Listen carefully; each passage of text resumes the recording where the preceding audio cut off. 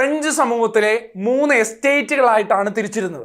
ഇപ്പോൾ ഫ്രഞ്ച് വിപ്ലവവുമായി ബന്ധപ്പെട്ട് പഠിക്കുമ്പോൾ തന്നെ നമ്മൾ കൃത്യമായിട്ട് അറിയുന്നതാണ്. ഗവൺമെന്റിന്റെ നിയമനിർമ്മാണം, കാര്യനിർവഹണം, നീതിന്യായം എന്നിങ്ങനെ 3ആയി തിരിക്കണം എന്ന് വാദിച്ച അമേരിക്കൻ ഭരണഘടന തയ്യാറാക്കിയത് ആരാണ്? ജെയിംസ് മാഡിസൺ ആണ് അമേരിക്കൻ ഭരണഘടനയെ തയ്യാറാക്കിയത്. ഹായ് ഓൾ, എല്ലാവർക്കും നമസ്കാരം. ഇന്ന് നമ്മൾ ചർച്ച ചെയ്യുന്നത് ലോക ചരിത്രവുമായി ബന്ധപ്പെട്ടുള്ള കുറച്ച് ഹോട്ട് ടോപ്പിക്കുകളാണ്. PSC പരീക്ഷയിൽ ഇനി വരാൻ പോകുന്ന പരീക്ഷകളിൽ ലോക ചരിത്രത്തിൽ നിന്നും റിപ്പീറ്റ് ചെയ്ത് ചോദിക്കാൻ സാധ്യതയുള്ള ഏരിയകൾ ഒന്ന് ക്വിക്കായിട്ട് റിവൈസ് ചെയ്യാൻ വേണ്ടിയിട്ടാണ് ഈ ഒരു ക്ലാസ് അറേഞ്ച് ചെയ്തിരിക്കുന്നത്.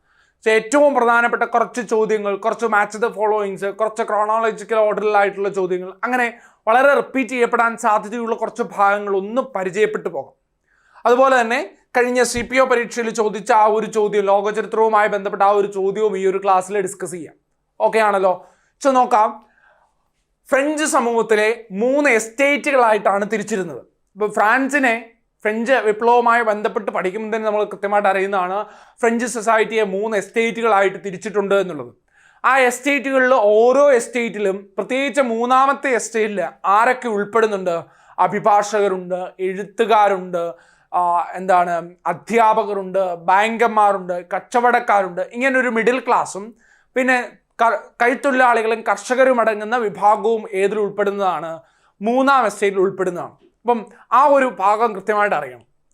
1ാം എസ്റ്റേറ്റ് ആയ പുരോഹിതന്മാർക്ക് കർഷകർ, 3ാം എസ്റ്റേറ്റിലെ കർഷകർ നൽകുന്ന നികുതിയായിട്ടുള്ള തിതയെയും അതുപോലെ തന്നെ 3ാം എസ്റ്റേറ്റിൻ്റെ തൈല എന്നുള്ള നികുതി, ആ നികുതികളും കൃത്യമായിട്ട് എന്ത് ചെയ്യുക? പഠിച്ചു വെച്ചിരിക്കുക.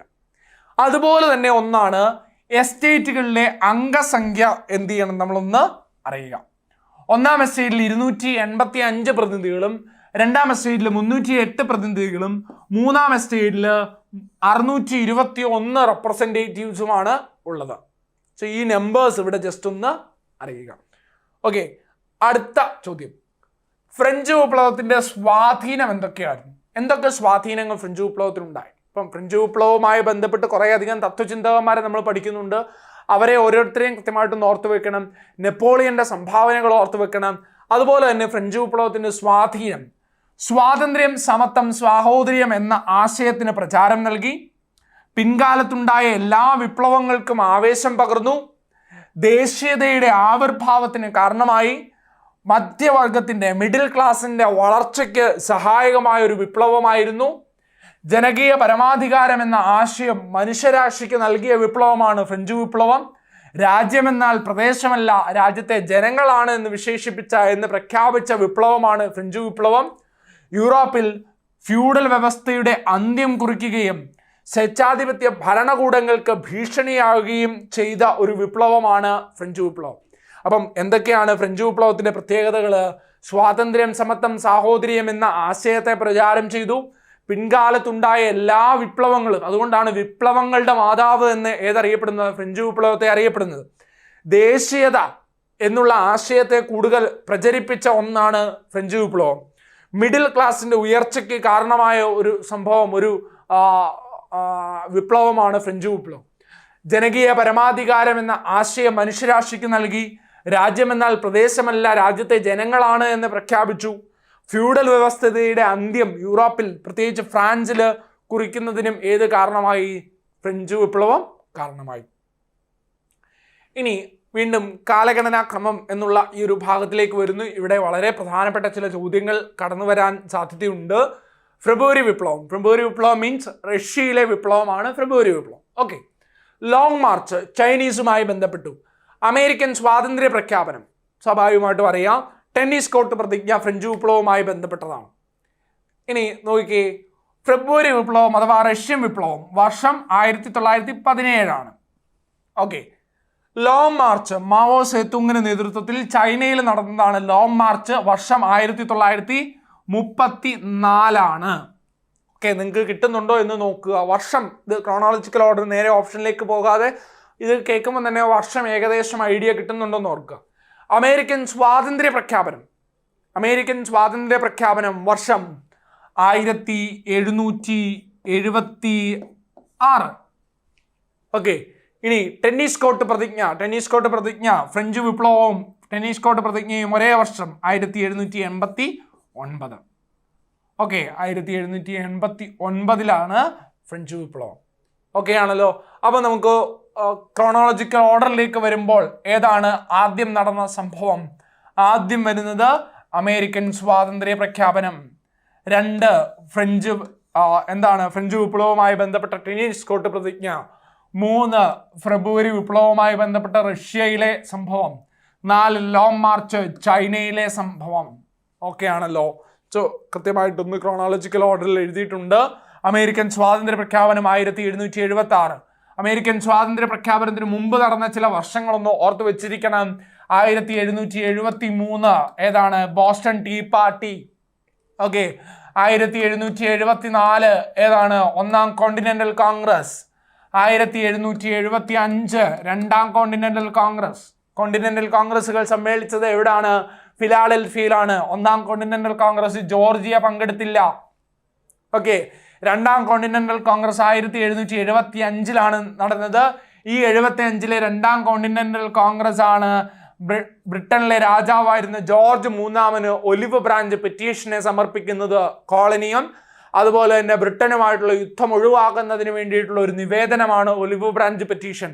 എന്നാൽ രാജാവ് അതിനെ തിരസ്കരിക്കുന്നു. ഇതേ തുടർന്നാണ് അമേരിക്കൻ കോളനികളും ബ്രിട്ടനും തമ്മിലുള്ള യുദ്ധം ആരംഭിക്കുന്നത്. വാഷിങ്ടൺ ആണ് അമേരിക്കൻ സൈന്യത്തിന് നേതൃത്വം നൽകിയത്. ദെൻ 76 സ്വാതന്ത്ര്യ പ്രഖ്യാപനം. ദെൻ 1781 അമേരിക്കൻ കോളനിയും ബ്രിട്ടനുമായിട്ടുള്ള യുദ്ധം അവസാനിക്കുന്നു. 1783 പാരീസ് സമാധാന ഉടമ്പടി അല്ലെങ്കിൽ പാരീസ് ഉടമ്പടിയിലൂടെ ബ്രിട്ടൻ അമേരിക്കയിലെ 13 കോളനിയുടെയും സ്വാതന്ത്ര്യത്തെ അംഗീകരിക്കുന്നു. ഇത് ഇത്രയും വർഷങ്ങൾ ഏതുമായി ബന്ധപ്പെട്ട് അറിഞ്ഞു വെച്ചിരിക്കണം? അമേരിക്കൻ സ്വാതന്ത്ര്യ സമരവുമായി ബന്ധപ്പെട്ട് അറിഞ്ഞു വെച്ചിരിക്കണം. അതുപോലെ തന്നെ ടീ ആക്ട്, ഷുഗർ ആക്ട് എന്നിവയുടെ വർഷവും അറിയണം. ഓക്കെ. സോ ബാക്കി ടെന്നീസ്കോട്ട് പ്രതിജ്ഞ 1789, ഫെബ്രുവരി വിപ്ലവം 1905, ലോങ് മാർച്ച് 1934, ഫെബ്രുവരി വിപ്ലവം 1917. ഓക്കെ. ഇനി ഒന്നാം ലോക മഹായുദ്ധവുമായി ബന്ധപ്പെട്ട സിനിമകൾ വളരെ പ്രധാനപ്പെട്ട ഒരു ടോപ്പിക്കായിട്ട് തന്നെ ഓർത്തു വെക്കുക. ഗ്രാൻഡ് ഇലൂഷൻ എന്നുള്ള സിനിമ യാങ് റെനോയുടേതാണ്. ഗ്രാൻഡ് ഇലൂഷൻ എന്നുള്ളത് Yang റെനോയുടെ ചലച്ചിത്രമാണ്. All quiet on the western front എന്നുള്ളത് ലെവിൻസ് മോൺസ്റ്ററിന്റെ ചലച്ചിത്രമാണ്. പാത്ത് ഓഫ് ഗ്ലോറി എന്നുള്ളത് സ്റ്റാൻലി കുബ്രിക്കിന്റെ ചലച്ചിത്രമാണ്. സോ ഒന്നാം ലോക മഹായുദ്ധവുമായി ബന്ധപ്പെട്ട സിനിമകൾ അറിയണം. അതുപോലെ തന്നെയാണ് രണ്ടാം ലോക മഹായുദ്ധവുമായി ബന്ധപ്പെട്ട സിനിമകൾ. സോ ഇത് രണ്ടും ഒരു കൺഫ്യൂസിങ് ഫാക്റ്റാണ്, ഹോട്ട് ടോപ്പിക്കാണ്. രണ്ടാം ലോക മഹായുദ്ധവുമായി ബന്ധപ്പെട്ട് പോളിഷ് സംവിധായകനായ ആന്ദ്രേ വൈദയുടെ യുദ്ധ ചിത്രത്രയങ്ങൾ ഏതൊക്കെയാണ്? Generation, canal, ash and the diamond എന്നിവ. ഓക്കെ. അപ്പം ജനറേഷനും കനാലും ആഷ് ആൻഡ് ദ ഡയമണ്ടും സംവിധാനം ചെയ്തത് ആന്ദ്രേ വൈദയാണ്. അദ്ദേഹം പോളണ്ടുകാരനാണ്. ഓക്കെ. ഇനി ഡേവിഡ് ലീൻ സംവിധാനം ചെയ്ത the bridge on the river Kwai എന്നതും ചാർലി ചാപ്പിൾ സംവിധാനം ചെയ്ത ദ ഗ്രേറ്റ് ഡിക്റ്റേറ്ററും അലൻ റൊനോയുടെ ഹിരോഷിമ മോൺ അമോർ എന്നുള്ളതും അതുപോലെ തന്നെ സ്റ്റീവൻ സ്പിൽബർഗിൻ്റെ ഷിൻഡേഴ്സ് ലിസ്റ്റ് എന്നതും രണ്ടാം ലോക മഹായുദ്ധത്തെ പ്രതിപാദ വിഷയമാക്കിക്കൊണ്ടുള്ള ചലച്ചിത്രങ്ങളാണ്. അപ്പം ഈ ചലച്ചിത്രങ്ങൾ ഒന്നാം ലോക മഹായുദ്ധവും രണ്ടാം ലോക മഹായുദ്ധവുമായി ബന്ധപ്പെട്ട ചലച്ചിത്രങ്ങളെ കൃത്യമായിട്ട് അറിയുക. ഓക്കെ. അടുത്തത് ഒരു മാച്ച് ദ ഫോളോയിങ്, ഒരു ചേരുംപടിയാണ്. ഹിറ്റ്ലറുമായി ബന്ധപ്പെട്ടിട്ടുള്ളതാണ് ഗെസ്റ്റപ്പോ. ഹിറ്റ്ലറുടെ രഹസ്യ സംഘടന, രഹസ്യ പോലീസാണ് ഗെസ്റ്റപ്പോ എന്നുള്ളത്. ഇനി വേഴ്സാ സന്ധി ഏതുമായി ബന്ധപ്പെട്ടതാണ്? ഒന്നാം ലോക മഹായുദ്ധവുമായി ബന്ധപ്പെട്ടതാണ്. സോവിയറ്റ് യൂണിയന്റെ തകർച്ചയ്ക്ക് കാരണക്കാരനായ വ്യക്തിയാണ്. അദ്ദേഹത്തിന്റെ പരിഷ്കാരങ്ങൾ, മിഖായിൽ ഗോർബച്ചോവിന്റെ പരിഷ്കാരങ്ങളാണ് സോവിയറ്റ് യൂണിയന്റെ പതനത്തിന് കാരണം. മുസോളിനി ഏതാണ്? ഇറ്റലിയുമായി ബന്ധപ്പെട്ട വ്യക്തിയാണ്. ഇറ്റലിയിലെ ഫാസിസത്തിന്റെ വക്താവാണ് മുസോളിനി. ഓക്കെ ആണല്ലോ. ഇനി വീണ്ടും അടുത്ത ഭാഗത്തിലേക്ക് വരുന്നു.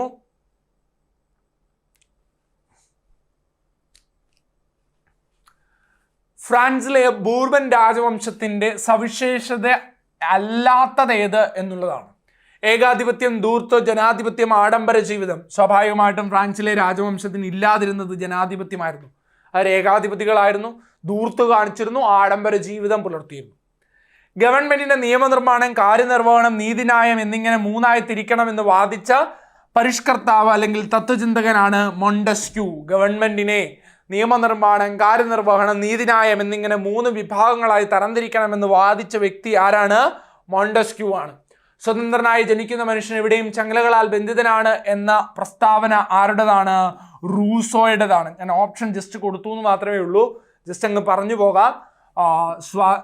സ്വതന്ത്രനായി ജനിക്കുന്ന മനുഷ്യൻ ചങ്ങലകളാൽ ബന്ധിതനാണ് എന്ന് പറഞ്ഞത് ആരാണ്? റൂസോ ആണ്. ഇനി അടുത്തൊരു ചോദ്യം ഒന്ന് നോക്കുക. ബോൾഷെവിക് എന്നുള്ള രാഷ്ട്രീയ പാർട്ടി സ്ഥാപിച്ചിരിക്കുന്നത് ആരൊക്കെയാണ്? അതായത് സോവിയറ്റ് റഷ്യയിൽ നിലനിന്നിരുന്ന 2 രാഷ്ട്രീയ പാർട്ടികളായിരുന്നു ബോൾഷെവിക്കും മെൻഷെവിക്കും. അതിൽ ബോൾഷെവിക്കിന്റെ സ്ഥാപകനാണ് ആര്? ട്രോട്സ്കി ലെനിനുമാണ് ബോൾഷെവിക്കിന്റെ സ്ഥാപകൻ. മെൻഷെവിക്ക് അലക്സാണ്ടർ കെരൻസ്കിയാണ്. ഇനി ദ്യൂമ റഷ്യയിലെ ഒരു പാർലമെന്റ് ആണ്, റഷ്യൻ നിയമനിർമ്മാണ സഭയാണ്. ഏതെന്ന് പറയുന്നത് ദ്യൂമ. 1905 ബ്ലഡി സൺഡേ എന്നുള്ള ഇൻസിഡന്റിന് ശേഷമാണ് ദ്യൂമ എന്നുള്ള പാർലമെന്റിനെ റഷ്യയിൽ സെറ്റപ്പ് ചെയ്യുന്നത്. ഇനി മെൻഷെവിക് എന്ന രാഷ്ട്രീയ പാർട്ടി ആരാണ് അതിന്റെ സ്ഥാപകൻ? അലക്സാണ്ടർ കെരൻസ്കി ആണ് അതിന്റെ സ്ഥാപകൻ. നിക്കോളാസ് രണ്ടാമൻ ആരാണ്? അദ്ദേഹം സാർ ചക്രവർത്തിയാണ്. ഓക്കെ ആണല്ലോ. അപ്പൊ റഷ്യയുമായി ബന്ധപ്പെട്ടുള്ള ഈ ഒരു ടേബിള് ഒന്നറിയുക. ഇനി അടുത്തത് കോമൺ സെൻസ് എന്നുള്ള ലഘുലേഖ ആരുടേതാണ്? തോമസ് പെയിന്റേതാണ്.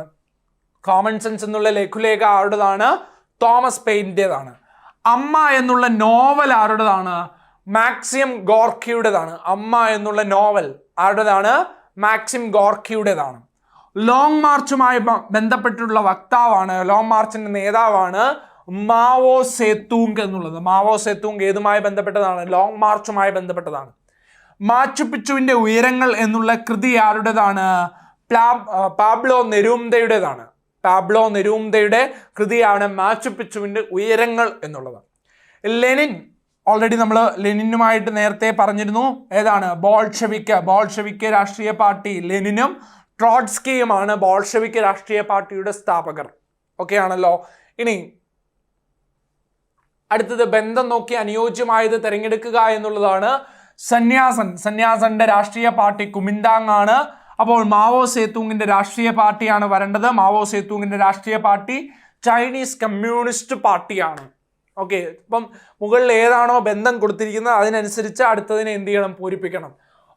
ഒന്നാമത്തെ എസ്റ്റേറ്റ് പുരോഹിതന്മാർ എന്ന് കൊടുത്തിരിക്കുന്നു. അപ്പൊ രണ്ടാമത്തെ എസ്റ്റേറ്റ് ആരായിരിക്കും? പ്രഭുക്കന്മാരാണ്. ഓക്കെ, ഇനി ലൂയി 16 എവിടുത്തെ ഭരണാധികാരിയാണ്? ഫ്രാൻസിലെ ഭരണാധികാരിയാണ്. നിക്കോളാസ് രണ്ടാമൻ റഷ്യൻ ഭരണാധികാരി ആണ്. ഓക്കെ, വീണ്ടും കാലഗണനാക്രമത്തിൽ ഉത്തരം എഴുതുക എന്നൊരു ഭാഗമാണ്. ഇവിടെ റഷ്യൻ വിപ്ലവം, സോവിയറ്റ് യൂണിയന്റെ രൂപീകരണം, രക്തരൂക്ഷിത ഞായറാഴ്ച, റഷ്യ ജപ്പാൻ യുദ്ധം. ഈ ഒരു ചോദ്യം വളരെ ഇമ്പോർട്ടൻ്റ് ആണ്. നിങ്ങൾ കൃത്യമായിട്ടൊന്ന് അറിഞ്ഞു വെച്ചിരിക്കണം. അതിൽ ഈ രക്തരൂക്ഷിത ഞായറാഴ്ച എന്നുള്ള ഇൻസിഡന്റ് കൃത്യമായിട്ടൊന്ന് അറിയണം. ഓക്കെ, സോ ഞാൻ ഇതിലേക്ക് വരുന്നു. റഷ്യൻ വിപ്ലവം 1917 റഷ്യൻ വിപ്ലവം. ഓക്കെ, ഫെബ്രുവരി വിപ്ലവം, ഒക്ടോബർ വിപ്ലവം എന്നിങ്ങനെയുള്ള റഷ്യൻ വിപ്ലവം 1917. സോവിയറ്റ് യൂണിയന്റെ രൂപീകരണം 1922. ഓക്കെ, ഈ വിപ്ലവങ്ങളെല്ലാം കഴിഞ്ഞിട്ടായിരിക്കുമല്ലോ സോവിയറ്റ് യൂണിയൻ രൂപീകരിക്കപ്പെട്ടിട്ടുണ്ടാകുക. ഓക്കെ, ഇനി രക്തരൂക്ഷിതമായ ഞായറാഴ്ച ഇൻസിഡന്റ് നടക്കുന്നത് 1905 ജാനുവരി 9 ഈ ഒരു ഇൻസിഡന്റ് നടക്കുന്നത്. ഓക്കെ, റഷ്യ ജപ്പാൻ യുദ്ധം 1904 1905. ഓക്കെ, അതായത് രക്തരൂക്ഷിതമായ ഞായറാഴ്ച എന്നുള്ള ഇൻസിഡന്റ് എന്താണ്? ഈ റഷ്യ ജപ്പാൻ യുദ്ധത്തിൽ റഷ്യ പരാജയപ്പെട്ടു. ഇതേ തുടർന്ന് റഷ്യയിലെ ജനങ്ങൾ ജോർജ് ഗാപ്പൻ എന്നുള്ള ഒരു വൈദികന്റെ നേതൃത്വത്തിൽ വിൻഡർ പാലസിലേക്ക് ഒരു മാർച്ച് സംഘടിപ്പിക്കുന്നു. ഈ മാർച്ചിൽ പട്ടാളക്കാർ വെടിവെക്കുന്നു. അനേകം ആളുകൾ കൊല്ലപ്പെടുന്നു. അന്നൊരു ഞായറാഴ്ചയായിരുന്നു. അതുകൊണ്ടാണ് ആ സംഭവത്തെ രക്തരൂക്ഷിത ഞായറാഴ്ച അഥവാ ബ്ലഡി സൺഡേ എന്ന് വിശേഷിപ്പിക്കുന്നത്. ഓക്കെ, അപ്പം രക്തരൂക്ഷിതമായ ഞായറാഴ്ച ഏതിൻ്റെ ആഫ്റ്റർ എഫക്റ്റ് ആണ്? റഷ്യ ജപ്പാൻ യുദ്ധത്തിൻ്റെ ആഫ്റ്റർ എഫക്റ്റ് ആണ്. അപ്പോൾ ഒന്നാമത് നടന്ന ഇൻസിഡന്റ് ഏതാണ്? റഷ്യ ജപ്പാൻ യുദ്ധമാണ്. 2 രക്തരൂക്ഷിത ഞായറാഴ്ചയാണ്. 3 റഷ്യൻ വിപ്ലവമാണ്. 4 സോവിയറ്റ് യൂണിയന്റെ രൂപീകരണമാണ്. ഓക്കെ ആണല്ലോ. അപ്പൊ രക്തരൂക്ഷിത ഞായറാഴ്ച റഷ്യൻ വിപ്ലവവുമായി ബന്ധപ്പെട്ടതാണ്. ജോർജ് കാപ്പൻ എന്നുള്ള വൈദികന്റെ നേതൃത്വത്തിലാണ് ആ സംഭവം നടന്നത്. അതാണ് ബ്ലഡി സൺഡേ എന്ന പേരിൽ അറിയപ്പെടുന്നത്. ഓക്കെ ആണല്ലോ. അപ്പൊ കൃത്യമായിട്ട് ആ ഒരു ടോപ്പിക്ക്, റഷ്യൻ വിപ്ലവത്തിൽ രക്തരൂക്ഷിത ഞായറാഴ്ച എന്നുള്ള ടോപ്പിക് ഒന്ന് അറിഞ്ഞു വെച്ചിരിക്കുക. ഓക്കെ. സോ റഷ്യ ജപ്പാൻ യുദ്ധം 1904-5, രക്തരൂക്ഷിത ഞായറാഴ്ച 1905, റഷ്യൻ വിപ്ലവം 1917, സോവിയറ്റ് യൂണിയന്റെ രൂപീകരണം 1924. സോവിയറ്റ് യൂണിയന്റെ ഭരണഘടന രൂപീകരിക്കപ്പെട്ടത് 1924 ഓക്കെ.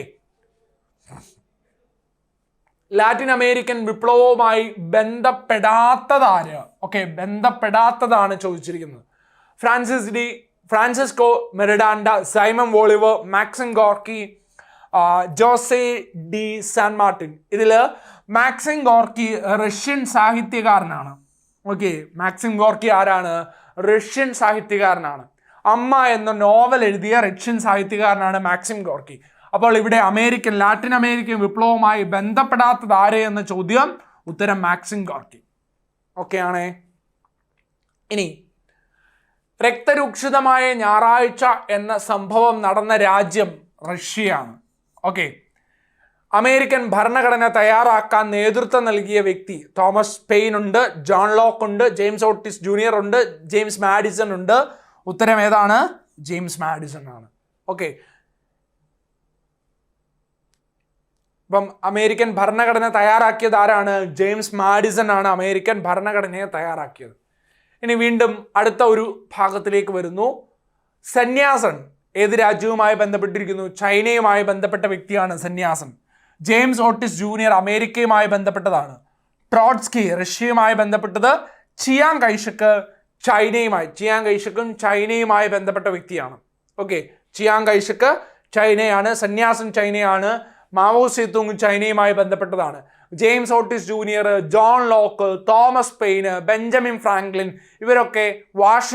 ഇവരൊക്കെ അമേരിക്കൻ സ്വാതന്ത്ര്യ സമരവുമായി ബന്ധപ്പെട്ടതാണ്.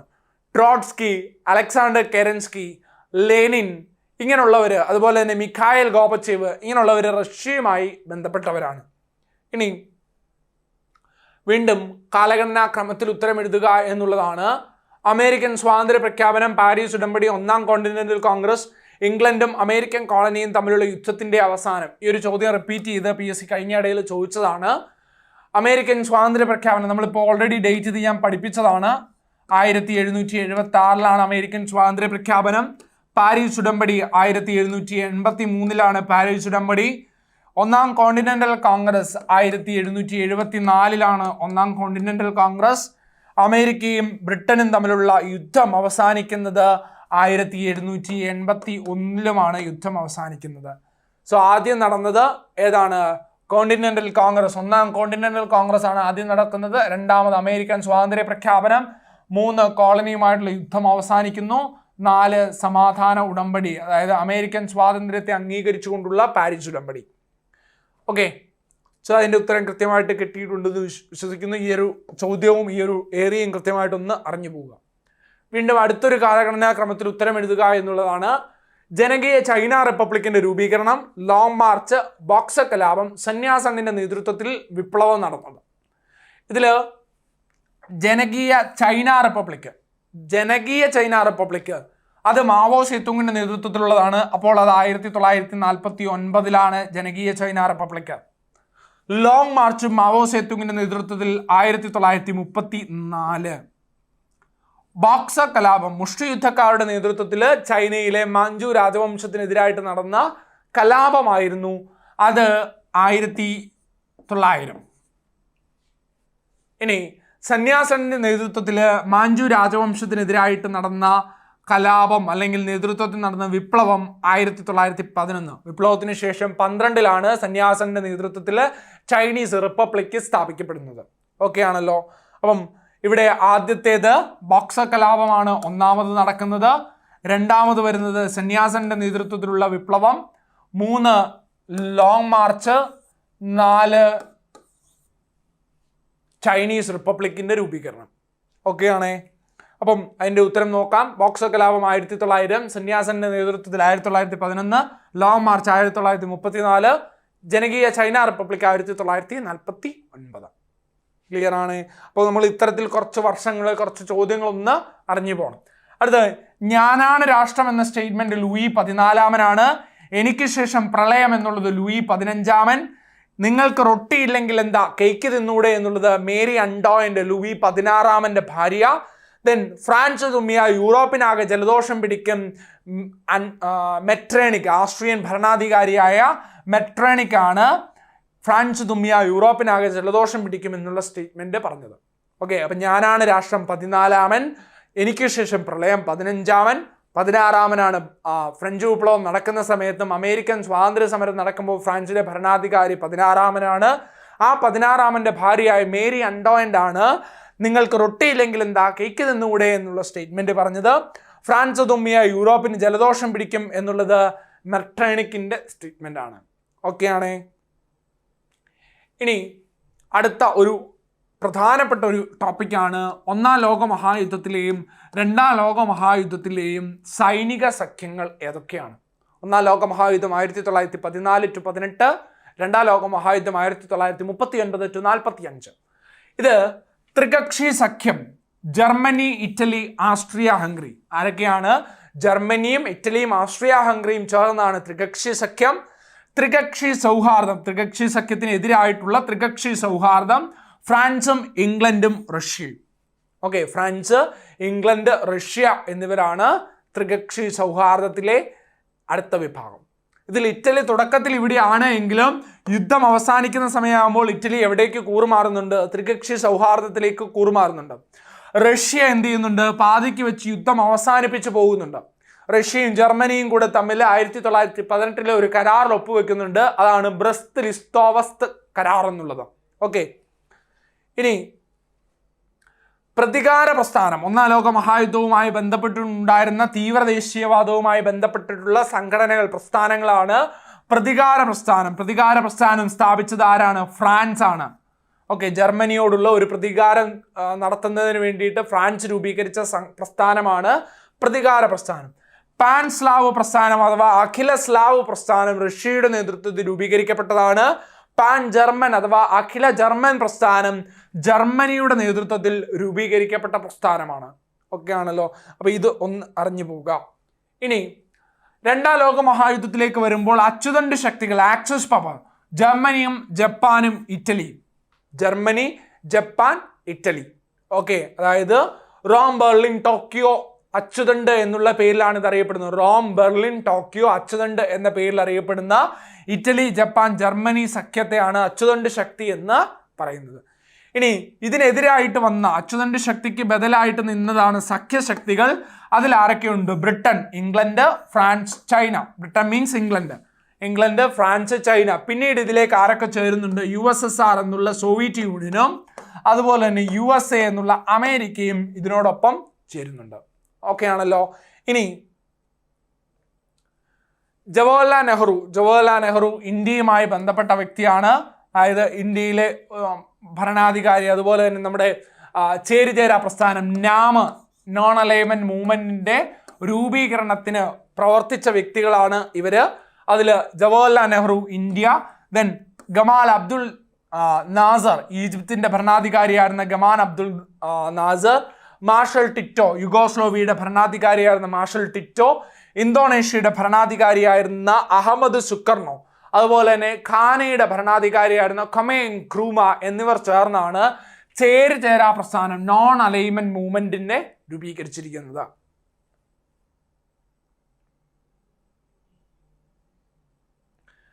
അടുത്തതും കാലഗണനാ ക്രമത്തിൽ തയ്യാറാക്കുക. അതായത് 2-ാം ലോക മഹായുദ്ധാനന്തര രാഷ്ട്രീയ ചരിത്രത്തിൽ വരുന്ന ഒന്നാണ് ബന്ദൂങ് സമ്മേളനം. അതായത് നോൺ അലൈൻമെന്റ് മൂവ്മെന്റ് രൂപീകരണവുമായി ബന്ധപ്പെട്ടതാണ് ബന്ദൂങ് സമ്മേളനം. വർഷം അറിയുമോ?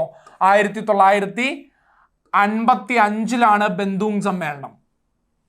ഓസ്ലോ കരാർ പാലസ്തീൻ പ്രശ്നത്തിന് അമേരിക്കയുടെ മധ്യസ്ഥതയിൽ ഉണ്ടായ ഒരു കരാറാണ് ഓസ്ലോ കരാർ. 1993 ഓസ്ലോ കരാർ. ഇസ്രയേൽ രാഷ്ട്രത്തിന്റെ രൂപീകരണം 1948 ഇസ്രയേൽ രാഷ്ട്രത്തിന്റെ രൂപീകരണം. ബെൽഗ്രേഡ് സമ്മേളനം 1961 ബെൽഗ്രേഡ് സമ്മേളനം. ഓക്കെ ആണല്ലോ. അപ്പോൾ ഏതാണ് ആദ്യം വരിക?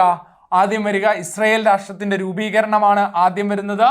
ദെൻ രണ്ടാമത് വരുന്നത് ബന്ദൂങ് സമ്മേളനമാണ്. 3 ബെൽഗ്രേഡ് ആണ്. 4 ഓസ്ലോ കരാറാണ്. ഓക്കെ അല്ലേ? ഓക്കെ.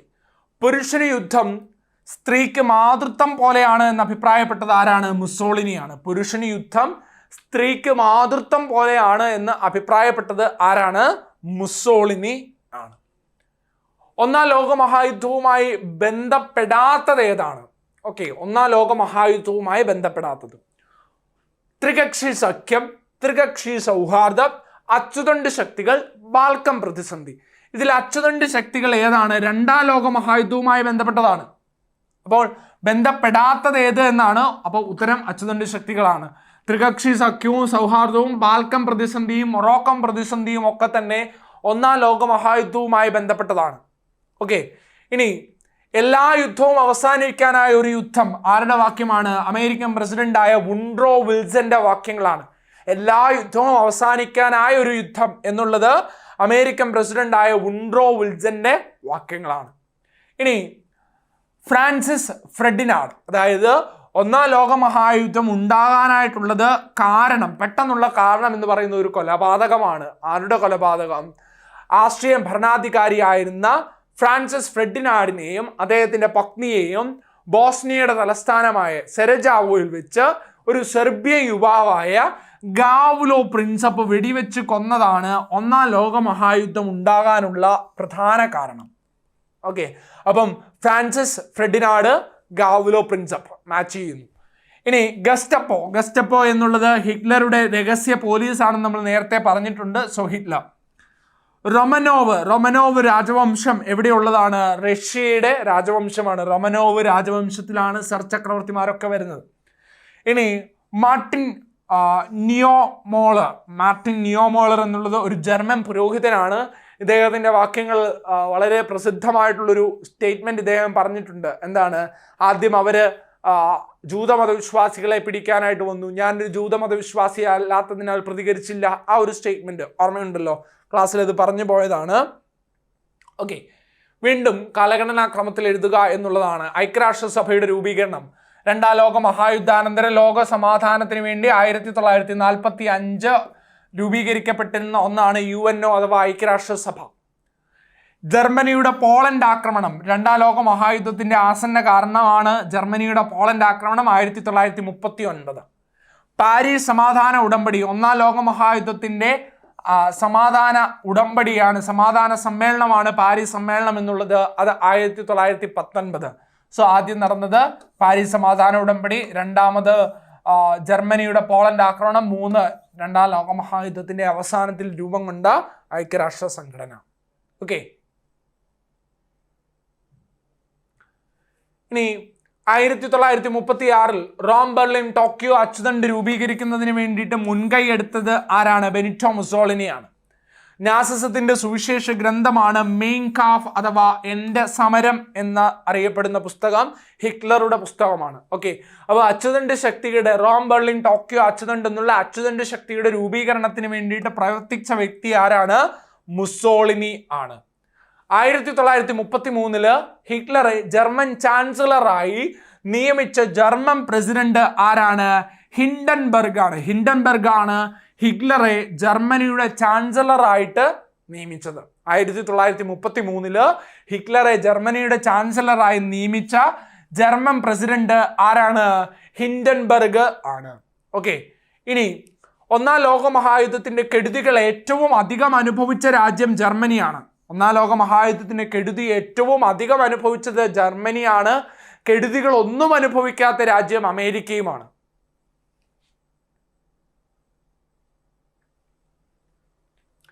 ഒന്നാം ലോക മഹായുദ്ധത്തിന് ശേഷം ഒപ്പുവെക്കപ്പെട്ട സന്ധികളാണ് വേഴ്സ സന്ധി ജർമ്മനിയുമായിട്ട് 1919, സെന്റ് ജർമ്മൻ സന്ധി ആസ്ട്രിയയും ഹംഗറിയുമായ 1919, സെർവർ ഉടമ്പടി തുർക്കിയുമായി 1920. സോ ഒന്നാം ലോക മഹായുദ്ധാനന്തരം നടന്ന ഉടമ്പടികൾ കൃത്യമായിട്ടൊന്ന് അറിയുക. രണ്ടാം ലോക മഹായുദ്ധത്തിന്റെ ഫലങ്ങൾ എന്തായിരുന്നു? സെക്കൻഡ് വേൾഡ് വാറിന്റെ ആഫ്റ്റർ എഫക്ട്. ഒന്ന്, കോളനികളുടെ സ്വാതന്ത്ര്യം, അപകോളനീകരണം നടക്കപ്പെട്ടു. ഇന്ത്യ ഉൾപ്പെടെയുള്ള ബ്രിട്ടന്റെ കോളനികളൊക്കെ തന്നെ എന്ത് ചെയ്യപ്പെട്ടു? സ്വാതന്ത്ര്യം നേടി. ദുരിതഫലങ്ങൾ, സമാധാന ശ്രമങ്ങൾ, ഐക്യരാഷ്ട്ര സംഘടനയുടെ രൂപീകരണം. ദുരന്തത്തിന്റെ ഒരു അനന്തരഫലമുണ്ടായിരുന്നു. ആ ഒരു ഹിരോഷിമയിലെയും നാഗസാക്കിയിലെയും അനന്തരഫലങ്ങൾ, സമാധാന ശ്രമങ്ങൾ, ഐക്യരാഷ്ട്ര സംഘടന, ലോക സമാധാനത്തിന് വേണ്ടിയിട്ടുള്ള ഐക്യരാഷ്ട്ര സംഘടനയുടെ രൂപീകരണം. ശീതസമരം, കോൾഡ് വാർ എന്നുള്ള ടേം ആദ്യമായിട്ട് ഉപയോഗിച്ചത് ബെർണാഡ് ബറൂച്ചാണ്, ഓർത്ത് വെച്ചിരിക്കണം. ചേരിചേരാ പ്രസ്ഥാനം. ശീതസമരം എന്ന് പറയുന്നത് ശാക്തിക ചേരികൾ തമ്മിലുള്ള ആശയപരമായ യുദ്ധത്തെ ശീതസമരം എന്ന് പറയുന്നു. ഈ രണ്ട് ശാക്തിക ചേരികളിലും ഉൾപ്പെടാതെ ഇന്ത്യ ഉൾപ്പെടെയുള്ള ചില ലോകരാജ്യങ്ങൾ മാറി നിന്നു. ആ മാറി നിന്ന രാജ്യങ്ങളുടെ പ്രസ്ഥാനത്തെ നാം അഥവാ ചേരിചേരാ പ്രസ്ഥാനം എന്ന് പറയാം. ഓക്കെ, ഇനി അടുത്തൊരു ചോദ്യത്തിലേക്ക് വരാം. ഇത് കഴിഞ്ഞ CPO പരീക്ഷയിൽ ചോദിച്ച ചോദ്യമാണ്. കൊടുത്തിരിക്കുന്ന പ്രസ്താവനകളിൽ റഷ്യൻ വിപ്ലവത്തിൽ ഉൾപ്പെടാതിരുന്ന പ്രസ്ഥാനങ്ങൾ ഏതൊക്കെ? റഷ്യൻ വിപ്ലവത്തിൽ ഉൾപ്പെടാതിരുന്ന പ്രസ്ഥാനങ്ങളാണ്. So Kuomintang party, Bolshevik, Falange party, Menshevik. ഇതിൽ ബോൾഷെവിക്കും മെൻഷെവിക്കും റഷ്യൻ വിപ്ലവത്തിൽ ഉൾപ്പെട്ടവയാണ്. കുമിന്താങ് റഷ്യൻ വിപ്ലവത്തിൽ ഉൾപ്പെടാത്ത രാഷ്ട്രീയ പാർട്ടിയാണ്. ഓക്കെ, റഷ്യൻ വിപ്ലവത്തിലല്ല, ഇത് ഏതാണ്? ചൈനയിലെ പാർട്ടിയാണ്. ഫലാങ് രാഷ്ട്രീയ പാർട്ടി ഒരു സ്പാനിഷ് രാഷ്ട്രീയ പാർട്ടിയാണ്, സ്പെയിനിലെ രാഷ്ട്രീയ പാർട്ടിയാണ്. സോ ഇവിടെ ഉൾപ്പെടാത്തത് ഏതാണ് എന്നാണ് ചോദ്യം. സോ 1 കുമിന്താങ്ങും 3 ഫലാങ്ങുമാണ് ആൻസർ ആയിട്ട് വരേണ്ടത്. സോ ഇവിടെ ഉത്തരം ഏതാണ്? A ആണ് ഇതിന്റെ ആൻസർ. ഓക്കെ, 1ഉം 3ഉം ഉൾപ്പെടാത്ത രാഷ്ട്രീയ പാർട്ടിയാണ്. 1ഉം 3ഉമായിട്ട് വരുന്ന A ആണ് ഇവിടുത്തെ ആൻസർ. ഓക്കെ ആണല്ലോ. സോ ആ ഒരു ചോദ്യം കൂടെ നമ്മളിവിടെ നോക്കി. അപ്പോൾ നമ്മൾ ഈ ഒരു ക്ലാസ് കൊണ്ട് ഉദ്ദേശിച്ചിരിക്കുന്നത് ലോക ചരിത്രവുമായി ബന്ധപ്പെട്ടിട്ടുള്ള കുറച്ച് ഇമ്പോർട്ടൻറ്റ് ടോപ്പിക്കുകൾ ഒന്ന് പിക്ക് ചെയ്യുക എന്നുള്ളതാണ്. കുറച്ച് ചോദ്യങ്ങൾ പരിചയപ്പെടുക, ഐക്യരാഷ്ട്രസഭയുമായി ബന്ധപ്പെട്ട് വരുന്ന കറണ്ട് അഫേഴ്സുകൾ ഒന്ന് കൃത്യമായിട്ട് നോക്കിപ്പോവുക.